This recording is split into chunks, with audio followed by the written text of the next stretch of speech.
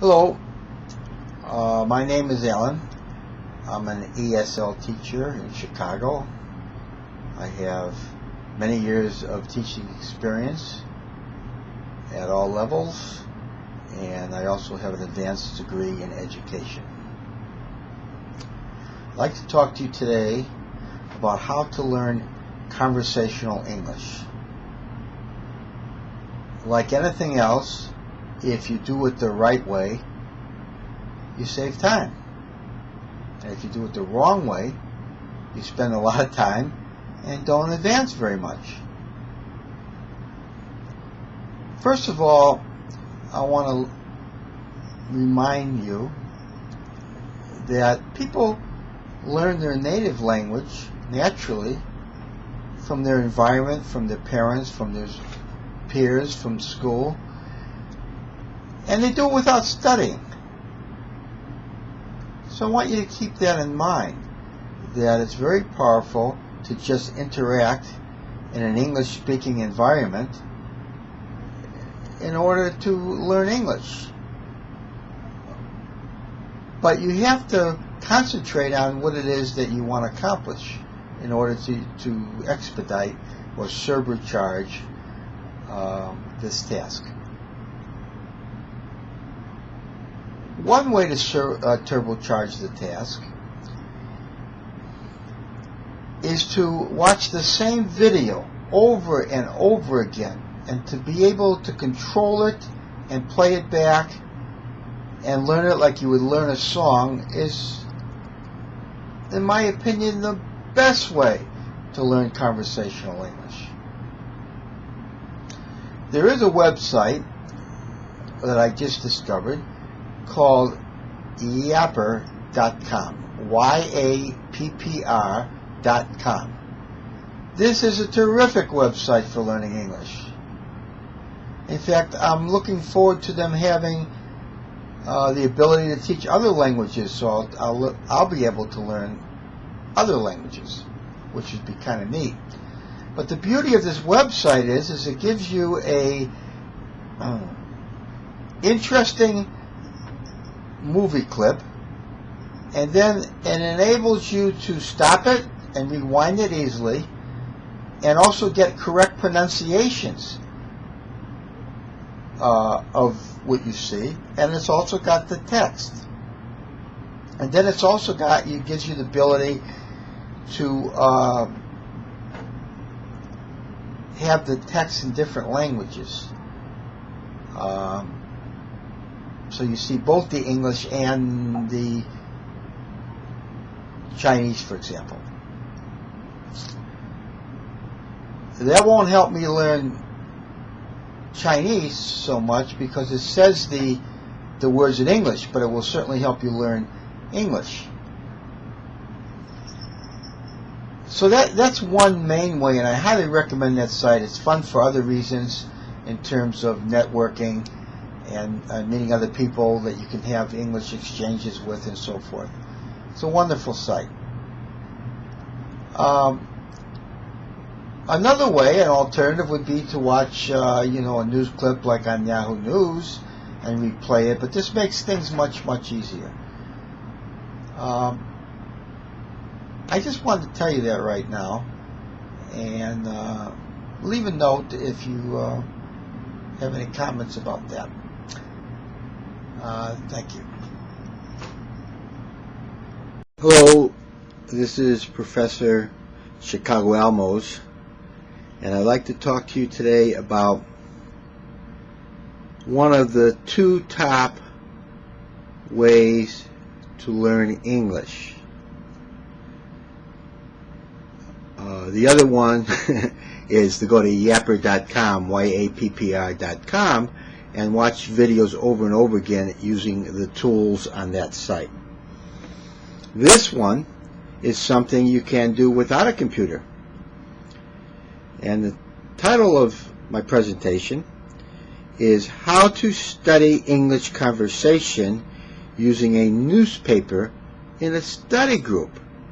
Study groups are very powerful in helping you remember and learn English because of the dynamics of the group. They're also fun and not hard to start. It's a good way to meet people. Just ask them, do you want to be in my study group? We do that a lot in my Monday class in Chicago. The first thing you do is choose a leader or moderator. Just talk about it. Find somebody in the group that speaks probably the best English, and you've got yourself a moderator. Then you need to choose an article from a newspaper, or it could be from a book. It could be something duplicated from the internet. Read the whole article silently and make a note of vocabulary that needs to be defined. And then take turns reading the article, a paragraph at a time. Read slow, loud, and clear. After that, discuss the meaning, a paragraph at a time. Do this until the meaning is understood by the group. Reread it if you have to. Group members ask the speaker or reader to repeat if they don't understand what is being said. So if somebody reads something fast or unclear, ask them to repeat it.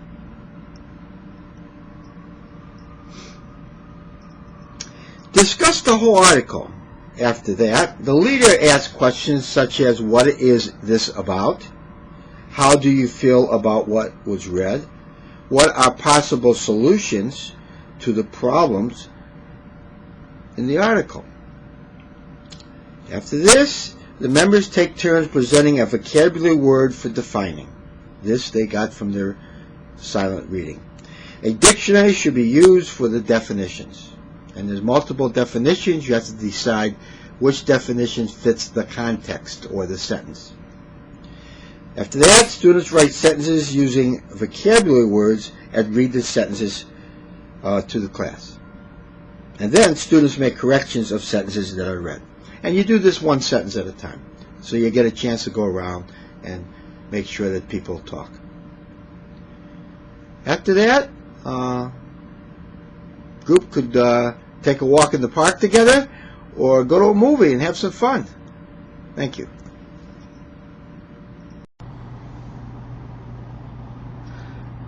Hello, this is Professor Chicago Elmos and my world-famous pet cat, Puppy.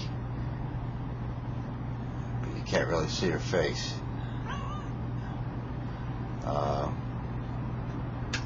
But you can see my muscles. I've been working out.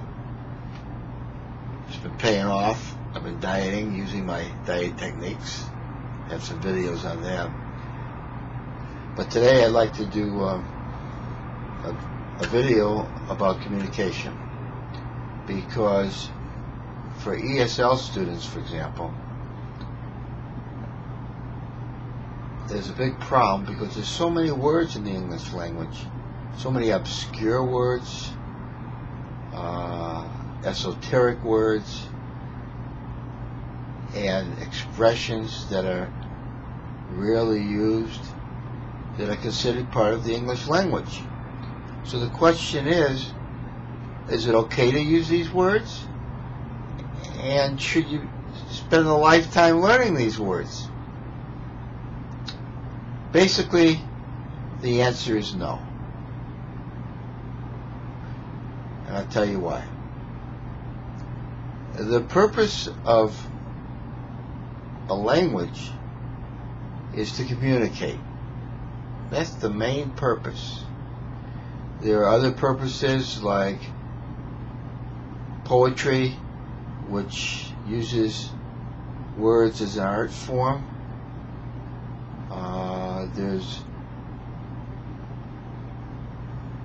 ways to use words to impress people on a job, or to make people pay you a lot of money, because if you use big words as an X, big words or unusual words as an expert, then people will think that, hey, you're special, and they'll pay you more money, like if you're a consultant. And there are many people who think that that's what they're supposed to do, is be as obscure and esoteric in their language as they can. And they end up not communicating well. So let me give you some rule of thumb ideas. Keep language simple. And keep your vocabulary simple, but effective. If you have a choice between a word that is not commonly used and a word that is commonly used, but clear, go with the clear word. Basically, English is not a good language. It's an effective language, but it's terribly inefficient. And there's so many variations and so many duplications that in order for somebody to create a language like that, they'd have to be some kind of bizarre genius who is not interested in making a language that is simple to learn and easy to use for whatever reason. English just developed. And there's so many words that were used a long time ago but are still in the language, that are used in special locations and only sometimes under certain circumstances. Certain words that are used in writing but not necessarily in talking. So it's so confusing. I'd like to see the language divided into two parts. One part would be whatever it is right now, and then have a sub-language, which is the communication language for verbal communication. And you might expand on that for commonly used words in writing.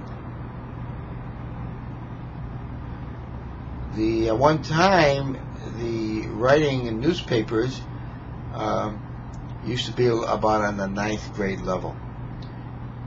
But now, I just was looking at a newspaper and they use words that are very complex, very unusual.